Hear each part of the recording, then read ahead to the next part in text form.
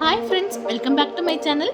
இன்றைக்கி நம்ம சேனலில் ரொம்பவே ஈஸி அண்ட் டேஸ்டியாக வாயில் வச்சோன்னே மெல்ட் ஆகிற மாதிரி கடைகளில் கிடைக்கிற மாதிரியே மைசூர் பாக் எப்படி வீட்டிலேயே செய்யலான்றதை பார்த்துடலாமா? இந்த மைசூர் பாக் செய்கிறதுக்கு 1 கப் அளவுக்கு கடலை மாவு, 1 கப் அளவுக்கு வாசனை இல்லாத சமையல் எண்ணெய் நான் எடுத்து வச்சுருக்கேங்க. நீங்கள் எந்த கப்பில் வேணாலும் மெஷர்மெண்ட் எடுத்துக்கலாங்க. நான் டம்ளரில் எடுத்திருக்கேன். இப்போ ஸ்டவ் ஆன் பண்ணிவிட்டு ஒரு பேனில் நம்ம எடுத்து வச்சுருக்கிற கடலை மாவு சேர்த்துட்டு அதை வாசனை வர்ற வரைக்கும் நம்ம வறுத்து எடுத்துக்க போகிறோம். கடலை மாவை நம்ம வாசனை வர்ற வரைக்கும் ரோஸ்ட் பண்ணும்போது தான் மைசூர் பாக்கில் கடலை மாவோட பச்சை வாசனை வராமல் இருக்கும்.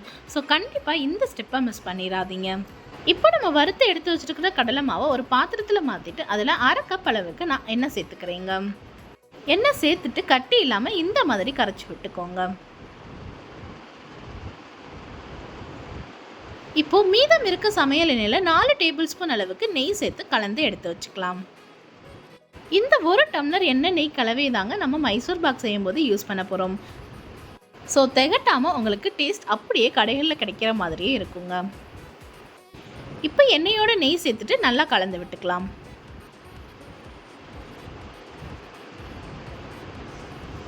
இப்போ ஸ்டவ் ஆன் பண்ணிவிட்டு ஒரு பேனில் 1/2 கப் அளவுக்கு நான் சர்க்கரை சேர்த்துக்கிறேங்க.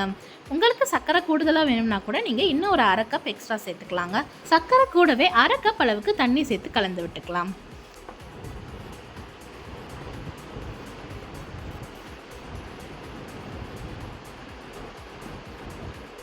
சர்க்கரையெல்லாம் கரைஞ்சி ஒரு கம்பி பதம் அளவுக்கு வந்த உடனே நம்ம கலந்து வச்சுருக்க கடலை மாவு கலவையை அது கூட மிக்ஸ் பண்ணி விட்டுக்கலாங்க. இதை கொஞ்சம் கொஞ்சமாக நெய் சேர்த்து நம்ம கைவிடாமல் கிளறிக்கிட்டே இருக்கணுங்க, இல்லைன்னா கட்டிப்பட்டுரும். இந்த மைசூர் பாக் செய்யும்போது ஸ்டவ்வை முழுமையாக லோ ஃப்ளேம்லேயே வச்சு செஞ்சுக்கோங்க, இல்லைன்னா அடிப்பிடிக்க வாய்ப்பு இருக்குது. ஸோ இந்த மாதிரி நம்ம எடுத்து வச்சுருக்கிற நெய்யை கொஞ்சம் கொஞ்சமாக அதில் ஆட் பண்ணி கிளறி விட்டுக்கலாங்க. இதை செய்கிறதுக்கு நீங்கள் நான்ஸ்டிக் தவா தாங்க கண்டிப்பாக யூஸ் பண்ணணும். அப்போ தான் அடி பிடிக்காமல் உங்களுக்கு பர்ஃபெக்டான ஒரு கன்சிஸ்டன்சியில் இது ரெடி ஆகும். கொஞ்சம் கொஞ்சமாக நெய் சேர்த்து கிளறும் போது இதே மாதிரி பபிள்ஸ் வர ஸ்டார்ட் ஆகுங்க. அப்போ நம்ம கலந்து எடுத்து வச்சுருக்கிற எல்லா நெய்யுமே இது கூட ஆட் பண்ணி நம்ம கலந்து விட்டுக்கலாம். இந்த மாதிரி நம்ம கரண்டியில் எடுத்து பார்க்கும்போது ஃப்ளோயி கன்சிஸ்டன்சியில் இருக்கிறது தாங்க கரெக்டான ஸ்டேஜ். இப்போ இதை ஒரு நெய் தடவின பாத்திரத்தில் நம்ம மாற்றி வச்சுக்கலாம். இப்போ இதை அப்படியே ஒரு 1/2 மணி நேரம் ரெஸ்ட்டில் விட்டுட்டு செட் ஆனதுக்கப்புறம் நம்மளுக்கு விருப்பமான ஷேப்பில் நம்ம கட் பண்ணி எடுத்தால் ரொம்பவே சுலபமாக வீட்டிலே நம்ம மைசூர் பாக்கு செஞ்சாச்சுங்க. இது கடையில் கிடைக்கிற மாதிரியே டேஸ்ட் அப்படியே இருக்குங்க.